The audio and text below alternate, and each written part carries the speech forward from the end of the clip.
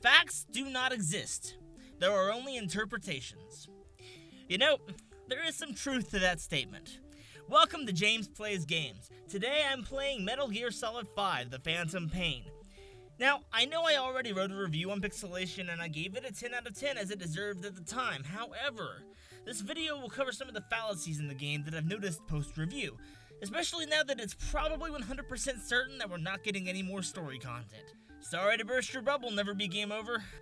For the first half of this video, I'll do my best to avoid spoilers as I detail the premise of what is the last Kojima-directed entry in the Metal Gear series, and I will do my best to warn you ahead of time when spoilers are present. Until then, you're safe. For those not in the know, Metal Gear Solid 5 The Phantom Pain was marketed as the connecting link between Metal Gear Solid Ground Zeroes and the first game in the series, Metal Gear, on the MSX all the way back in 1987. Long story short, fans are divided on whether or not it achieved its goal. Personally, I feel as if the story was extremely disorganized. Whether that's due to cut content or corporate meddling, we'll likely never know. In The Phantom Pain, you play as Venom Snake, or Big Boss as he's commonly known by his peers, as you rebuild your private military known as Diamond Dogs after the devastating ending of Ground Zeroes. Your goal is to get revenge on the enigma known as Skullface, while dealing with his weapon to surpass Metal Gear, and meeting up with a mysterious boy named Eli, the tribal code talker, and the near-nude sniper named Quiet.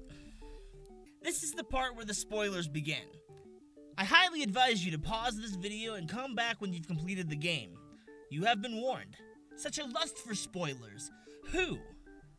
The long and short of it is that you go through this game, this incredibly long game, thinking that you're Big Boss, the legendary hero who becomes the villain of Metal Gear, when in reality, you were just an ordinary mother-based soldier who had forced facial reconstruction to make you look like Big Boss. A lot of fans took this pretty hard because, in a way, it's Kojima pulling a major trick on the player personally. He's been known to pull tricks, don't get me wrong, but it's never been to this extreme. Some might compare this to the Metal Gear Solid 2 trick where you play as Snake for all of maybe an hour before you find out that the rest of the game you're playing as a new character? The biggest difference there is that you have the entire game to come to terms with that, and you actually team up with Snake for a good majority of the game. In The Phantom Pain, this revelation is made in the last moments of the game's story, so as the credits roll, you're asking yourself if what you just saw was actually what happened. You have no time to come to terms with the twist because, at least in my case, I played through the post-game missions with a feeling of irritation, and nothing you've done in the entire game really matters. I was more interested in where the real Big Boss was while we were over here fighting for what we thought was something relevant. I still hold to my opinion that the gameplay in this game is the best in the series' history, especially after going back to previous titles and having to readjust to the vastly different playstyles they exhibit. I guess I got used to having reaction time and being able to walk while crouching, which are both absent from games like Metal Gear Solid 2 and Metal Gear Solid 3. I feel like the side ops, while at first are unique and kind of interesting, there's just too many of what feels like the same thing over and over again, and maybe that's because some of them are recycled over and over again. The fact that this game feels padded by the repeated main missions shows they either had no plan for this game, or their plan was meddled with during the production cycle.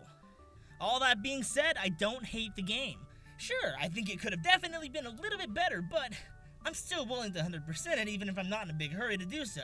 I know a lot of this video directly contradicted my written review, and for that I apologize. I likely rushed into writing the review and let how I felt back then dictate it, and as time went on my opinion changed.